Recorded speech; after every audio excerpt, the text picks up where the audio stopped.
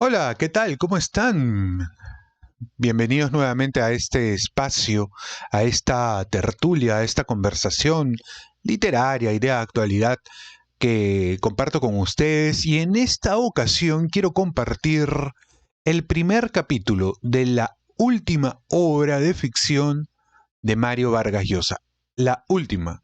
Ya no va a escribir nada más en términos de novela de ficción. Con esto cuelga los guantes de boxeo que sin embargo volverá a ponérselos para escribir una última obra que se trata de un ensayo sobre Jean-Paul Sartre, el filósofo y escritor existencialista que a la sazón fue eh, algo así como una suerte de guía, de inspirador del propio Mario Vargas Llosa en sus primeros años. Y que luego con él rompería en términos literarios e intelectuales posteriormente. Es así que Mario Vargas Llosa con estas dos últimas obras tiene pensado retirarse definitivamente de la literatura, por lo menos como escritor. Probablemente vaya a seguir leyendo, lógicamente, y probablemente también vaya a seguir colaborando, escribiendo algunos artículos. Eso no nos queda muy claro. Sin embargo, esta obra, Le dedico mi silencio, es ya, en sus propias palabras, la última obra de ficción que él va a publicar.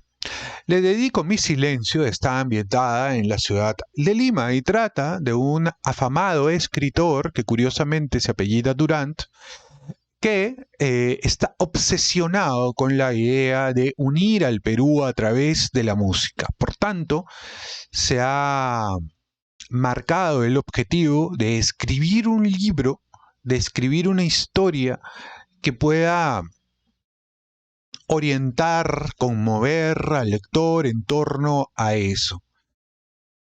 Y la música que más le gusta es la música criolla. De hecho, Vargas Llosa es un gran cultor de la música criolla, le gusta escucharla.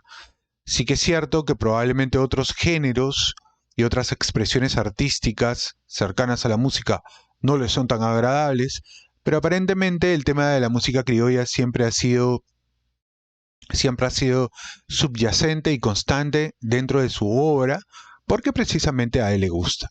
Así que el primer capítulo ha sido ya compartido en el portal del diario El Comercio, previo a la publicación de la obra, y yo voy a compartir con ustedes este primer capítulo para que ustedes tengan una idea de lo que o cómo nos presenta el autor esta novela. Eh, uh, Se puede ver, no sé si se llega a ver, pero por ejemplo la portada ya está lista, la portada de la novela, y aparecen aquí unos gorditos boterescos. ¿Ah? No sé si es que esta portada la ha hecho el propio Botero, pero aparentemente, que salen todos tocando diferentes instrumentos, ¿no? Así que bueno, vamos a compartir la lectura del primer capítulo de la obra. Vamos a reducir un poquito este gráfico de acá, ya está. Y empecemos, ¿vale? Dice, ¿para qué lo habría llamado ese miembro de la élite intelectual del Perú José Durant Flores? Le habían dado el recado en la pulpería de su amigo Collao, que era también un kiosco de revistas y periódicos, y él llamó a su vez, pero nadie contestó el teléfono. Collao le dijo que el aviso lo había recibido su hija Mariquita, de pocos años, y que quizá no había entendido los números. Ya volverían a telefonear. Entonces comenzaron a perturbar a Toño esos animalitos obscenos que, decía él, lo perseguían desde su más tierna infancia. ¿Para qué lo había llamado? No lo conocía personalmente, pero Toño Aspilcueta sabía quién era José Durant Flores. Un escritor reconocido, es decir, alguien a quien Toño admiraba y detestaba a la vez, pues estaba allá arriba y era mencionado con los adjetivos de ilustre letrado y célebre crítico. Los acostumbrados elogios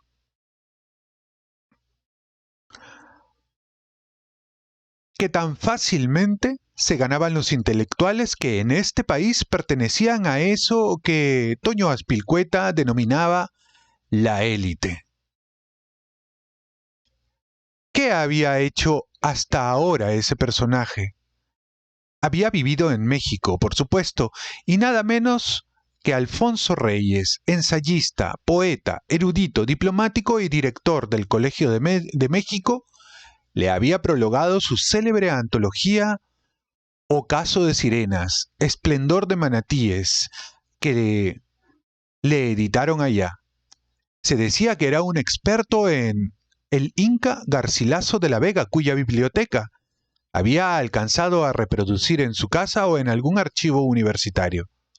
Era bastante, por supuesto, pero tampoco mucho, y a fin de cuentas casi nada. Volvió a llamar y tampoco le contestaron. Ahora ellos, los roedores, estaban ahí y seguían moviéndose por todo su cuerpo, como cada vez que se sentía excitado, nervioso o impaciente. Toño Azpilicueta había pedido en la Biblioteca Nacional del Centro de Lima que compraran los libros de José Durán Flores, y aunque la señorita que lo atendió le dijo que sí, que lo harían, nunca llegaron a adquirirlos, de modo que Toño sabía que se trataba de un académico importante, pero ignoraba por qué. Estaba familiarizado con su nombre por una rareza que traicionaba o desmentía sus gustos foráneos. Todos los sábados, en el diario La Prensa, sacaba un artículo en el que hablaba bien de la música criolla y hasta de cantantes, guitarristas y cajoneadores como el Caitro Soto, acompañante de Chabuca Granda, lo que a Toño, por supuesto, le hacía sentir algo de simpatía por él. En cambio, por los intelectuales exquisitos... Uy, se coló la publicidad. Perdón. Listo. En cambio, por los intelectuales exquisitos que despreciaban a los músicos criollos, a quienes nunca se referían ni para elogiarlos ni para crucificarlos, sentía una enorme antipatía, que se fueran al infierno. Toño Azpilicueta era un erudito en la música criolla, toda ella, la costeña, la serrana y hasta la amazónica, a la que había dedicado su vida. El único reconocimiento que había obtenido, dinero no, por descontado, era haberse convertido, sobre todo desde la muerte del profesor Morones, el gran puneño, en el mejor conocedor de música peruana que existía en el país. A su maestro lo había conocido cuando estaba aún en el colegio de La Salle, poco después de que su padre, un inmigrante italiano de apellido Vasco, hubiera alquilado una casa en La Perla, donde Toño había vivido y crecido. Después de la muerte del profesor Morones, él se convirtió en el intelectual que más sabía y más escribía sobre la música y los bailes que componían el folclore nacional. Estudió en San Marcos y había obtenido su título de bachiller con una tesis sobre el vals peruano que dirigió el mismo Hermógenes A. Morones. Toño había descubierto que esa A, con un puntito, escondía el nombre de Artajerjes, de quien fue ayudante y discípulo dilecto. En cierta forma, Toño también había sido el continuador de sus estudios y sus averiguaciones sobre las músicas y los bailes regionales. En el tercer año, el profesor Morones lo dejó dictar algunas clases y todo el mundo esperaba en San Marcos que, cuando su maestro se jubilara, Toño Azpilicueta heredara su cátedra. Él también lo creía así y por eso cuando terminó los 5 años de estudios en la Facultad de Letras, siguió investigando para escribir una tesis doctoral que se titularía Los Pregones de Lima y que naturalmente estaría dedicada a su maestro, el doctor Hermógenes A. Morones. Leyendo a los cronistas de la colonia, Toño descubrió que los llamados pregoneros solían cantar en vez de decir las noticias y órdenes municipales, de modo que éstas llegaban a los ciudadanos acompañadas con música verbal. Y con la ayuda de la señora Rosa Mercedes Ayarza, la gran especialista en música peruana supo que los pregones eran los ruidos más antiguos de la ciudad, pues así anunciaban los vendedores callejeros, los rosquetes, el bizcocho de Guatemala, los reyes frescos, el bonito, la cojinova y los pejerreyes. Esos eran los sonidos más antiguos de las calles de Lima, y no se diga los de la caucera, el frutero, la picaronera, la tamalera y hasta la tisanera. Pensaba en eso y se inflamaba hasta las lágrimas. Las vetas más profundas de la nacionalidad peruana, ese sentimiento de pertenecer a una comunidad a la que unían unos mismos decretos y noticias, estaban impregnadas de música y cantos populares. Esa iba a ser la nota reveladora de una tesis que había avanzado en multitud de fichas y cuadernos, todos guardados con celo en una maletita, hasta el día en que el profesor Morones se jubiló y con cara de duelo le informó que San Marcos había decidido, en vez de nombrarlo a él para sucederlo, clausurar la cátedra dedicada al folclore nacional peruano. Se trataba de un curso voluntario y cada año, de forma inexplicable, inaudita, tenía menos inscritos de la Facultad de Letras. La falta de alumnos sentenciaba su triste final. El colerón que se llevó Toño Azpilcueta cuando supo que nunca sería profesor en San Marcos fue de tal grado que estuvo a punto de romper en 1000 pedazos cada ficha y cada cuaderno que almacenaba en su maleta. Felizmente no lo hizo, pero sí abandonó por completo su proyecto de tesis y la fantasía de una carrera académica. Solo le quedó el consuelo de haberse convertido en un gran especialista en música y los bailes populares, o, como él decía, en el intelectual proletario del folclore. ¿Por qué sabía tanto de música peruana Toño Azpilcueta? No había nadie en sus ancestros que hubiera sido cantante, guitarrista, ni mucho menos bailarín. Su padre, un emigrante de algún pueblecito italiano, estuvo empleado en los ferrocarriles de la Sierra del Centro. Se había pasado la vida viajando y su madre había sido una señora que entraba y salía de los hospitales tratándose de muchos males. Murió en algún punto incierto de su infancia y el recuerdo que de ella guardaba venía más de las fotografías que su padre le había mostrado que de experiencias vividas. No había antecedentes en su familia.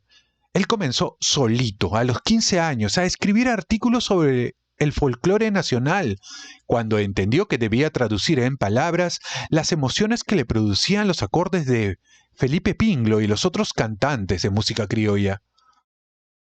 Tuvo bastante éxito por lo demás. El primer artículo lo mandó a alguna de las revistas de vida efímera que salían en los años 50.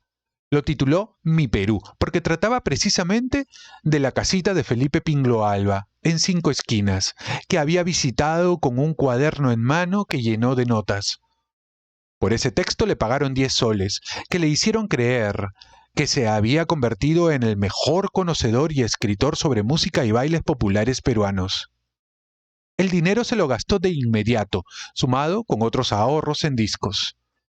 Era lo que hacía con cada solcito que llegaba a sus manos, invertirlo en música, y así su discoteca no tardó en hacerse famosa en toda Lima. Las radios y los diarios empezaron a pedirle discos prestados, pero como rara vez se lo devolvían, tuvo que volverse un amarrete. Después dejaron de molestarlo cuando cambió su valiosa colección por materiales para hacerse una casita en Villa El Salvador. No importaba, se dijo, la música la seguía llevando en la sangre y en la memoria, y eso era suficiente para escribir sus artículos y perpetuar el linaje intelectual del célebre puneño Hermógenes A. Morones, que en paz descanse. Su pasión era intelectual, única y exclusivamente. Toño no era guitarrista ni cantante y ni siquiera bailarín, pasaba muchos apuros de joven con eso de no saber bailar.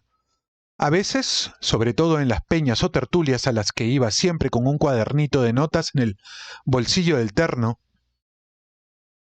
algunas señoras lo sacaban y él, mal que mal, daba unos pasitos con el vals. Perdón, perdón.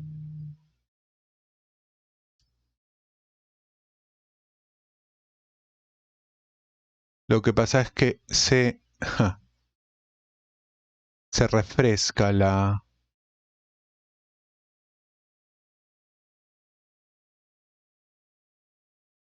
A ver, volvamos por acá, ¿ok?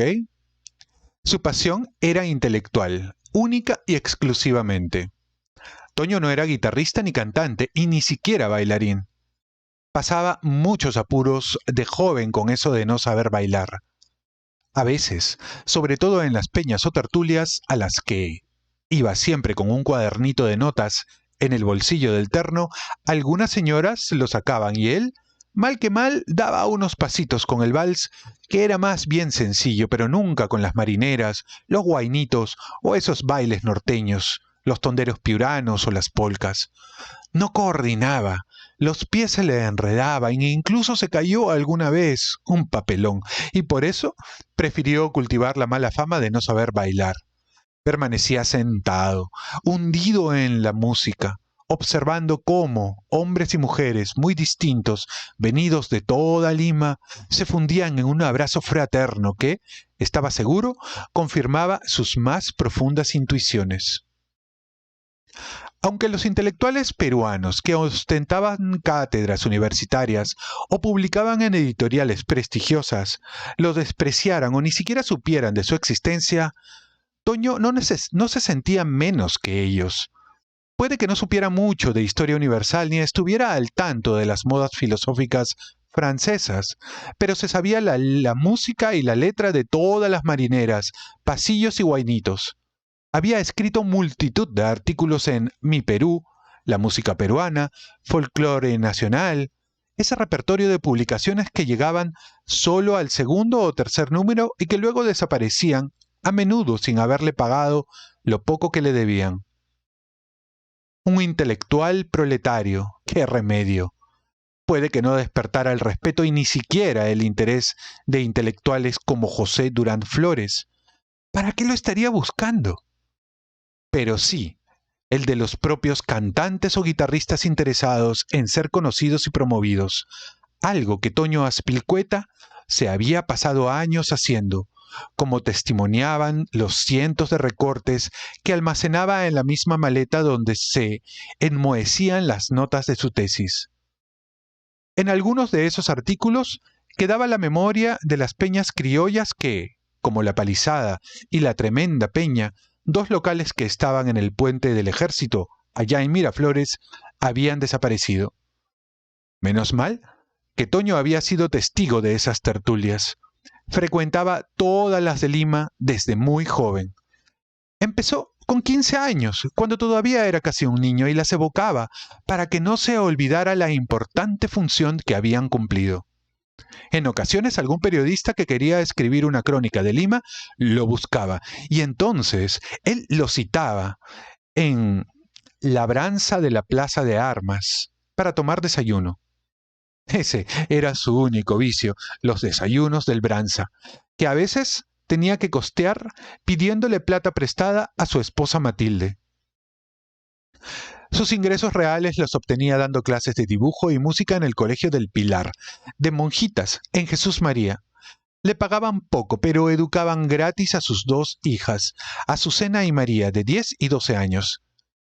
Llevaba allí ya varios años y aunque no le gustaba enseñar dibujo, la mayor parte del tiempo lo dedicaba a la música y, por supuesto, a la música criolla, con la que cumplía esa labor pedagógica fundamental que era inculcar el amor por las tradiciones peruanas.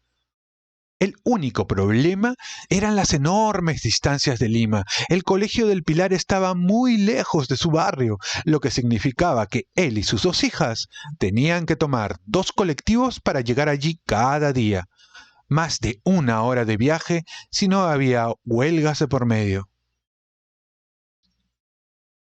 A su mujer la había conocido poco antes de que ambos construyeran su casita en ese descampado enorme que por aquellos días era Villa El Salvador.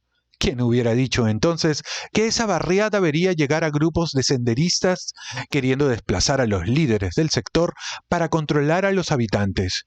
Incluso a los líderes izquierdistas como María Elena Moyano, una mujer valiente que solo hacía un par de meses, después de denunciar la arbitrariedad y el fanatismo de los senderistas, había sido asesinada de la forma más brutal en uno de los locales del barrio. Desde que llegaron a la zona, Matilde se había ganado la vida como lavandera y surcidora, de camisas, pantalones, vestidos y toda clase de ropas, un oficio que le reportaba los centavitos que le permitían comer. La unión con Toño, mal que bien funcionaba, si no para tener una vida intensa, al menos sí para subsistir. Habían tenido sus momentos buenos, sobre todo al inicio, cuando Toño creyó que podría compartir con ella su pasión por la música. La había enamorado enviándole acrósticos en los que plagiaba los versos más ardientes de sus valsecitos preferidos y llegó a pensar que esas palabras que brotaban de lo más profundo de la sensibilidad popular habían doblegado su corazón. Muy pronto, sin embargo, se dio cuenta de que ella no vibraba como él con los acordes de las guitarras, ni se le entrecortaba el aliento cuando Felipe Pinloalba cantaba con su voz de terciopelo esas estrofas que hablaban de amargos sufrimientos debidos a amores mal recompensados. Convencido de que ella, en lugar de estremecerse con la música y fantasear con vidas mejores y más fraternas, se aburría, dejó de llevarla a las peñas y tertulias, y con los años empezó a hacer su vida solo, sin contarle siquiera qué hacía ni a dónde iba los fines de semana. Eran unas salidas generalmente castas, en las que se dedicaba solo a conversar, a oír música criolla, a descubrir nuevas voces y nuevos guitarristas. Todo lo anotaba con detalle en sus libretas, y a seguir admirando a los bailarines y sus figuras alocadas. Ya no tocaba como antaño, sobre todo ahora que había cumplido 50 años y el alcohol le destrozaba el estómago. Apenas una mulita de pisco o gran salvajada de cañazo. En esos ambientes Toño sentía ejercer su autoridad, porque normalmente sabía más que los otros, y, cuando le formulaban preguntas, se hacía un silencio como si las respuestas que daba fueran la voz de un catedrático en una universidad. Puede que no hubiera publicado ningún libro y que sus esmerados artículos apenas despertaran la curiosidad de unos pocos, nunca de los insignes letrados, pero en esas casonas oscuras decoradas con láminas de tapadas limeñas y réplicas de balcones donde se palpaba el verdadero Perú, su aroma más profundo y auténtico, nadie gozaba de mayor prestigio que él. Cuando necesitaba levantarse el ánimo, se decía a sí mismo que terminaría el libro sobre los pregones de Lima y se graduaría de doctor y seguramente encontraría una editorial que quisiera pagarle la edición. Ese pensamiento, que repetía a veces como una especie de mantra, le subía la moral. Había salido a caminar por las terrosas calles de Villa El Salvador y ya veía de lejos su casa y frente a ella la fonda y el kiosco de periódicos de su compadre Collao. Cuando avanzó unos 50 metros más, divisó a Mariquita, la hija mayor de los Collao, que venía a su encuentro. «¿Qué pasa, mi amor?», dijo Toño dándole un beso en la mejilla. «Lo llaman por teléfono otra vez», respondió Mariquita. «El mismo señor que llamó ayer». «¿El doctor José Durán Flores?», dijo él, echándose a correr para que no fuera a cortarse la llamada antes de que llegara a la pulpería de Collao. «Es más difícil encontrarlo a usted que al presidente de la República», dijo una voz confianzuda en el teléfono. «Hablo con el señor Toño Aspilcueta, ¿no es cierto?». «El mismo», confirmó Toño en el aparato. «¿El doctor Durán Flores? ¿No? Siento mucho que no me encontrara ayer. Lo llamé, pero creo que Mariquita, la hijita de un amigo, tomó mal el número. ¿En qué puedo servirlo? Apuesto que no ha oído hablar nunca de Lalo Molfino, contestó la voz en el auricular. ¿Me equivoco? No, no, Lalo Molfino me dijo. Es el mejor guitarrista del Perú y acaso del mundo, exclamó con seguridad el doctor José Durán Flores. Tenía una voz firme, compulsiva. Llamó para invitarlo esta noche a una tertulia. Llamo para invitarlo a esta noche a una tertulia donde Lalo Molfino tocará. No deje de venir. ¿Tiene en qué apuntar la dirección? Será en Bajo el Puente.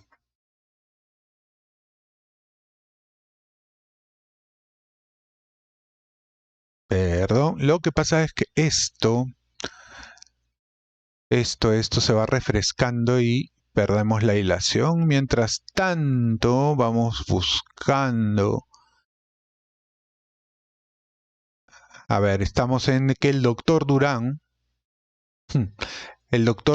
ha llamado a, eh, a Toño Aspilcueta, este célebre cultor e intelectual de la música criolla, ¿ok? Vamos a retomar por acá. Hablo con el señor Toño Aspilcueta, ¿no es cierto? El mismo, confirmó Toño en el aparato. El doctor Durán Flores, ¿no? Siento mucho que no me encontrara ayer. Lo llamé, pero creo que Mariquita, la hijita de un amigo, tomó mal el número. ¿En qué puedo servirlo? Apuesto que no ha oído hablar nunca de Lalo Molfino, contestó la voz en el auricular. ¿Me equivoco? No, no. Lalo Molfino me dijo. Es el mejor guitarrista del Perú y acaso del mundo, exclamó con seguridad el doctor José Durán Flores. Tenía una voz firme, compulsiva. Llamo para invitarlo esta noche a una tertulia donde Lalo Molfino tocará. No deje de venir. ¿Tiene en qué apuntar la dirección? Será en Bajo el Puente, cerca de la Plaza de Hacho. ¿Está libre? Sí, sí, por supuesto, respondió Toño, intrigado y sorprendido de que algún músico, supuestamente tan talentoso, escapara de su radar. Lalo Molfino. No, nunca lo he oído. Iré con todo gusto. Dígame la dirección, por favor. A eso de las 9, entonces, esta noche. Toño Aspilcueta decidió ir, más interesado en conocer al doctor Durán que al tal Lalo Molfino, sin imaginar que esa invitación le revelaría una verdad que hasta entonces solo intuía. ¿Qué será? ¿Qué misterio habrá? Muy bien, hemos leído el primer capítulo de la obra de Mario Vargas Llosa, la última obra, y con esto cierra su carrera literaria en torno a las novelas de ficción, que se llama Le dedico mi silencio. Y por lo pronto,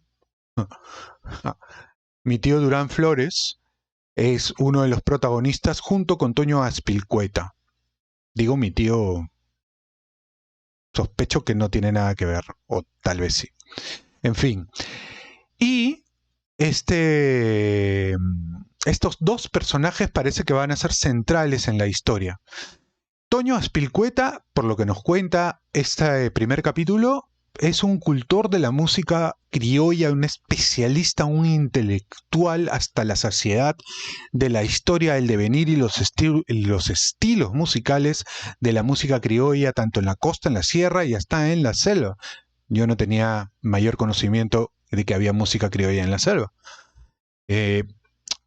Y es contactado. Y para esto él tenía toda la intención de convertirse en un intelectual hecho y derecho dentro de San Marcos, dentro de la Universidad de San Marcos.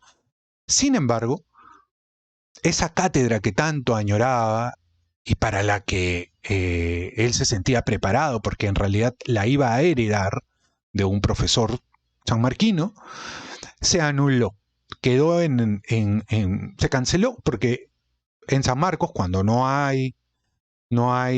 sé si aún será así, pero cuando no hay una cantidad de alumnos en determinados cursos, simplemente se anula, ¿no? Se anula esa cátedra. Eso no sucede, eso sucede más en cursos libres o en algunos, qué sé yo. Y en este caso ocurrió así. Y esta persona, bueno, ya no se dedicó a profundizar en términos intelectuales, sí que es cierto que ya había avanzado con su tesis, con su investigación, escribía algunos artículos, pero simplemente se dedicó un poco más a estar en las tertulias criollas, a visitar peñas, a conocer artistas y nuevos talentos. Sin embargo, recibe la llamada de este intelectual, se supone un gran escritor, José Durand Flores, quien a la sazón dentro de la ficción es un afamadísimo escritor. Toño Azpilicueta miraba a los intelectuales con desdén, porque ellos obviamente no le prestaban la atención ni la ni le daban qué sé yo, la importancia de vida a su orientación académica. Y él también los miraba de la misma manera, precisamente porque ellos lo miraban así. Sin embargo, esta llamada de un intelectual, de un escritor famoso, a él que vive de manera humilde y sencilla en su pequeña casita en Villa El Salvador, le han abierto los ojos. ¿Qué le va a decir? ¿Qué le puede decir? ¿En qué se puede fijar un escritor como Durán Flores? No lo sabemos. Lo vamos a saber cuando salga publicada la novela y que probablemente compartamos en este canal o no, no sabemos. En fin, espero que les haya gustado este video. Si es así, suscríbanse al canal, compartan este video con las personas a quienes les guste la literatura, las crónicas, la actualidad. Déjenme su comentario y nos vemos en el siguiente video. Obviamente no voy a continuar con esta hora porque ni siquiera se vende acá, así que hay que esperar un poquitín. Nos vemos en el siguiente video. Déjenme sus comentarios.